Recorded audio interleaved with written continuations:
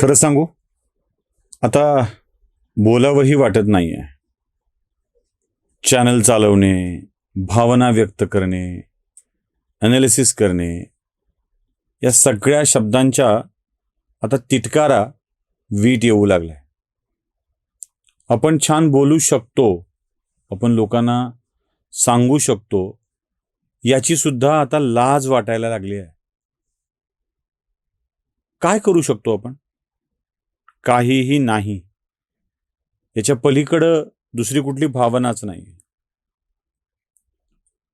एक 4 वर्षाच्या ही वय पूर्ण व्हायचं राहिलेली चिमुकली, जी आपल्या आजोळी सुट्ट्यांसाठी जाते,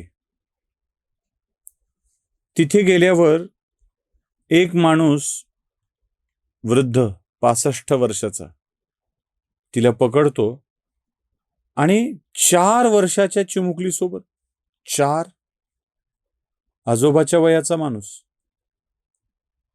काय बोलावं? काय बोलावं? काय सांगावं?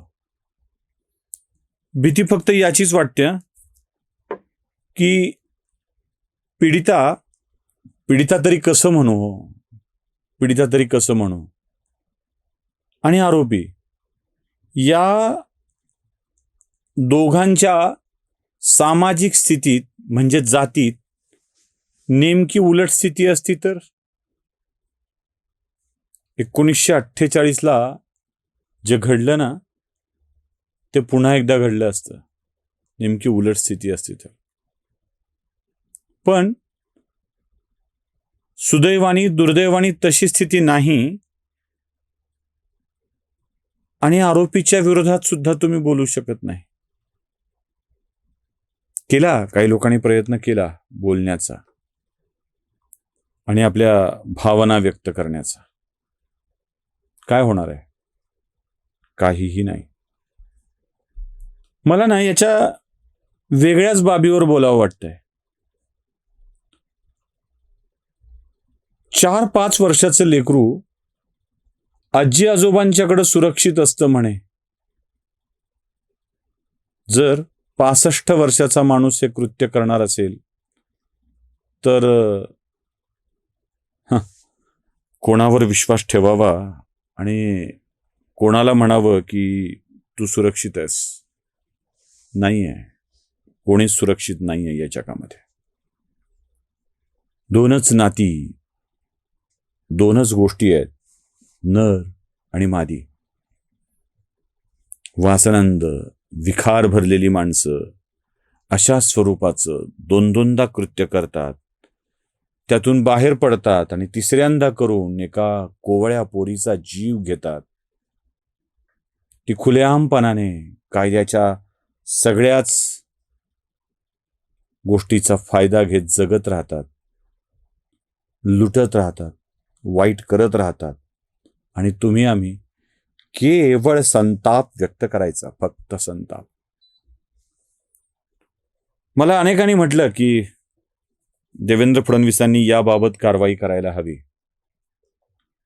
करायलाच हवी. कदाचित कुणी राजकीय शहाणपणा सांगत म्हणतील की जे कायद्यानं होईल ते फडणवीस करतील ना, मग वेगळं का? देवेंद्रजी, पुण्यापासून जवळच असलेल्या नरसिंहवाडीच्या मंदिरात तुमच्यासाठी मुख्यमंत्री व्हावेत म्हणून दर्शन करायला गेलो होतो, तेव्हा तिथल्या अनेक ब्राह्मणांनी प्रसाद, देवाचं वस्त्र माझ्याकडे सुपूर्द केलं होतं आणि मला सांगितलं होतं त्यांना द्या. जेव्हा अक्कलकोटला गेलो होतो ना, तेव्हा तिथल्या लोकांनी हे व्हायला हवेत असं मत व्यक्त केलं होतं. जेव्हा वेगवेगळ्या कार्यक्रमात फिरलोय ना, तेव्हा अनेक म्हाताऱ्या स्त्रियांनी तुमच्यासाठी त्यांच्या थरथरत्या हाताने माझ्याच डोक्यावर हात फिरवून सांग देवेंद्रजींना, देवेंद्रला असं म्हणून तुम्ही व्हावेत ही सदिच्छा व्यक्त केली होती. अपेक्षा काय होती? तुम्ही झाल्यावर जरा बरे दिवस येतील, सगळेच सगळ्यांच्या जातीसाठी काहीतरी करतात, माती खातात. तुम्ही निदान एक भूमिका तरी घेऊ शकता. काय हरकत आहे का पुरोगामित्वाचं आणि सर्वसमावेशकतेचं ढोंग हे मिरवणं फक्त ब्राह्मणांची मक्तेदारी आहे का, हाच माझा प्रश्न आहे. एक पोरगी या अवस्थेत गेली आहे ना, या अवस्थेत की ती अवस्था सुद्धा सांगावी वाटत नाहीये. सगळ्यात वाईट गोष्ट कोणती आहे सांगू? ब्राह्मणाची पोरगी उपभोगायला मिळावी म्हणून 4 वर्षाच्या पोरीसोबत तोंड काळं करणाऱ्या माणसांच्या विरोधात आम्हाला अवाक्षरही काढता येत नाही, आणि कुणी काढलं ना तर जुन्या 2-4 ब्राह्मण आरोपींची यादी काढून यांच्यासोबत काय घडलंय असा प्रश्न सोशल मीडियावर तोंडावर मारला जातो, आणि गप्प बसा, सहन करा असं म्हटलं जातं, तेव्हा ती सगळ्यात वाईट वेळ असते. यात काय करू शकतो? कायद्यांमध्ये बदल करता येणं शक्य आहे? नाही. एन्काउंटर वगैरे असले विषय ठीक आहेत.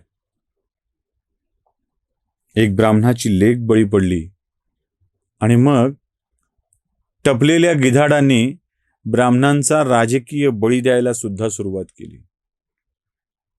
ब्राह्मणाच्या लेकीचा जीव जाणं अब्रू तरी कशी म्हणू हो? 4 वर्षाच्या लेकराला जे कळतच नाही ते तिच्यासोबत घडल्यावर कसं बोलावं तिची अब्रू तरी गेली म्हणून? क्रूरतेनं झालंय हे फक्त, बाकी काहीच नाही. तिचं काय गेलंय? जे गेलंय ते तिच्या मायबापाचं भावविश्व आणि स्वप्न उद्ध्वस्त झालंय, संपलंय सगळं. त्या नराधमाच्या तावडीत असताना तो कोवळा जीव किती व्याकुळ झाला असेल, त्याच्या भावना काय काय झाल्या असतील हे आठवून सुद्धा अस्वस्थ व्हायला होतं. या माणसाच्या सोबत कायदा बदलून काय करता येऊ शकेल का? त्याला मारून सगळं संपेल का? एक संपेल, पुढच्या माणसांचं काय? पुढे होणाऱ्या गोष्टीचं काय? ठरवून वेचून हे सगळं केलं जात आहे. अजून एक घटना आहे. त्या घटनेत एका मुसलमान शिक्षकानं ठरवून ब्राह्मण बायांना भावनिक करत आपल्या मोहात पाडलंय. अर्थकारण आणि इज्जत या दोन्ही गोष्टींनी लुटलंय. त्यांचं धर्मांतर करण्याचा प्रयत्न केलाय. हे प्रकरणही मांडताना फक्त डोळ्यात पाणी येतं. संभाजीनगरचं आहे, बाकी काहीच येत नाही. काय होतंय काय? ही वाईट अवस्था ना, म्हणजे काय सांगू? काही करता येत नाही. समाजाला एक विनंती आहे, ज्यांना वाटतं ना ब्राह्मणांच्या सोबत असं घडायला पाहिजे, त्यांना एक विनंती आहे, लेकरांसोबत असं नका करू. वंशविच्छेदाची प्रक्रिया सुरू करा. लाईननं गावात उभं करून एकदा संपवून टाका. आणि हे आम्ही सहन करू. सहन का करू? आम्ही थंड आहोत, आम्ही शंड आहोत, आम्ही नालायक आहोत. कारण काय ना की प्रतिक्रिया देताना सुद्धा आपल्याच पायावर कुऱ्हाड मारून घ्यायची सवय आम्हाला लागली आहे. जे काही स्थापित झालंय ते संपवायची सवय आम्हाला लागली आहे. मला या प्रकरणातलं कारुण्य मांडून वातावरण पेटवायचं अजिबात नाहीये. गेलेलं लेकरू परत येणार नाहीये. त्या मायबापाची वेदना संपणार नाहीये. आयुष्यभर ती सल घेऊन त्या दोघांना जगत राहावं लागणार आहे. जीव जाईपर्यंत जीवाचा तुकडा गेलाय याची भावना कायम त्यांच्या मनात राहणार आहे, कायम. मग आम्ही काय करू शकतो? उद्या कोणत्या लेकरासोबत हे घडू नये यासाठीचे काही प्रयत्न करू शकतो का? की आम्ही आमच्याच हाताने घडवलेलं घर चुकीचं आहे, घडवलेला उभा केलेला सगळाच मनोरथ चुकीचे आहेत म्हणून तोडून फोडून टाकून द्यायचे आणि मग पुन्हा एकदा त्या स्थितीमध्ये जाऊन अपमानाचा, अन्यायाचा सामना करत गुपचूप घरी बसायचं आहे? विचार तुम्ही करायचा आहे. यावरचा मार्ग आहे. त्यावर आपण बोलूया सविस्तर कधीतरी. आज तरी माझा अन्य काहीही बोलण्याचा मूड नाहीये. बस डोळे झाकले, डोळे उघडले की ती पोरगी समोर येते, तो सीसीटीव्हीचा व्हिडिओ समोर येतो. एवढंच ते लेकरू तुरु तुरु तुरु तुरु चालत पुढे जात आहे. मागून तो माणूस तुला काहीतरी द्यायचंय म्हणून येतो, तिचा हात पकडतोय. तीही मोठ्या विश्वासाने आपलं इवलूशा हातात त्याचं बोट पकडतेय आणि तो तिला एका गोठ्यात घेऊन जातोय. पुढे काय झालं असेल, ते लेकरू कसं गेलं असेल, या सगळ्या कल्पना रात्रभर दिवसभर एवढ्या डोळ्यात येतात. ती कोणत्या जातीची, कोणत्या पातीची म्हणून नाही येत. या सगळ्या भावना जातीसाठी डोळ्यात पाणी आणणाऱ्या नाही आहेत. समजून घ्या. एका आजोबांनी आपल्याला बोलवलंय आणि ते काहीतरी गंमत देणार आहेत, या भावनेतून गेलेलं ते लेकरू तिच्या आयुष्याचा असा खेळखंडोबा तो करून टाकील. आयुष्याचा खेळखंडोबा म्हणजे काय हे ज्या लेकराला माहित नाही त्यानं ते केलंय. 2-2 गुन्हे करणारा माणूस असाच फिरत राहतोय, भरकटत राहतोय, लोकांचे आयुष्य उद्ध्वस्त करत राहतोय. कदाचित याही गुन्ह्यातून तो सुटेल. आपल्या भीमाच्या कायद्यानुसार हा भीमराव पुन्हा एकदा बाहेर पडेल, कदाचित जामीन घेऊन, कदाचित पेरोलवर, कदाचित पुरावे मिळाले नाहीत म्हणून निर्दोष होऊन बाहेर पडेल. त्यावेळेला वयवर्ष 70च्या आसपास असेल आणि पुन्हाही तो हीच कृत्य करत राहील. त्याचा एन्काउंटर करावा अशी मागणी येते. आणि समजा अंबरनाथ प्रकरणासारखा घडलाच एन्काउंटर, तर कुणाला तरी वाचवायला मारलं गेलंय अशी बोंब उठवणारी ही माणसं या जगात असतील. सगळ्यांच्या सगळ्या राजकीय इच्छा पूर्ण होतील. हा मुख्यमंत्री, हा गृहमंत्री यशस्वी की अपयशी यावरची चर्चा होईल. कोण असायला हवं होतं यावर चर्चा होईल. अमुक असल्यावर यश मिळालं असतं यावर चर्चा होईल. सगळ्या चर्चा होतील. कदाचित अजून काही दिवसांनी लोकांच्या विस्मरण शक्ती दांडगी असल्यामुळे लोक विसरूनही जातील. कदाचित त्याच नवले ब्रिजवरून जाता येता लोकांना याच्या बाजूच्याच कुठल्या तरी एका वस्तीमध्ये ती चिमुरडी राहत होती याचा विसर सुद्धा पडेल. आजूबाजूच्या लोकांनाही याचा विसर पडेल. पण त्या मायबापाचं दुःख मात्र कायम राहील आणि त्या चिमुरडीचं त्या परिसरातलं बागडणं आता कधीच दिसणार नाही. याला उपाय, एखाद्याची लेक, एखाद्या जातीची लेक म्हणून ती लुटली गेली असेल, ती मारली गेली असेल, तर याला उपाय काहीतरी हवा. आरोपीच्या विरोधात बोलतानाही सांभाळून बोलावं लागतंय. या भयालाही उपाय हवा. तो उपाय काय हे सापडल्यावर आपण परत बोलूया.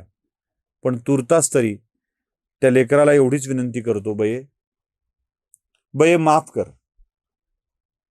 कर. काहीही करू शकत नाही, काहीही. धड मनाने निषेध व्यक्त करू तर जातीयतेचा ठपका लावून गप्प बसावं लागेल. तुझ्यासाठी रस्त्यावर उतरून आंदोलन करू तर पोलिसांच्या काठ्या खाव्या लागतील आणि पोलिसांच्या काठ्याला आम्ही प्रचंड घाबरतो. होणाऱ्या जातीयवादाच्या शिवीगाळीच्या केसला आम्ही प्रचंड घाबरतो. आम्ही थंड आहोत. आम्ही षंड आहोत, आम्ही नालायक आहोत. तुझ्या मृत्यूवर 2 अस्वल ढाळण्याशिवाय आमच्या हातात काहीच नाही. कारण ज्यांना आम्ही प्रमुख म्हटलंय तेही फक्त फास्ट ट्रॅकचा विषय बोलतील. आम्ही काहीही करू शकत नाहीत. बयो, आम्ही तुझे गुन्हेगार आहोत. तुला श्रद्धांजली वाहण्याची सुद्धा आमची लायकी नाही. बस एवढंच म्हणू शकतो, माफ कर. आणि काय करू शकतो माहित आहे? जोपर्यंत बोलण्याची तीव्र इच्छा होणार नाही तोपर्यंत या चॅनलवर दुसरं काहीही बोलायचं नाही, एवढाच निर्णय घेऊ शकतो. बयो, माफ कर.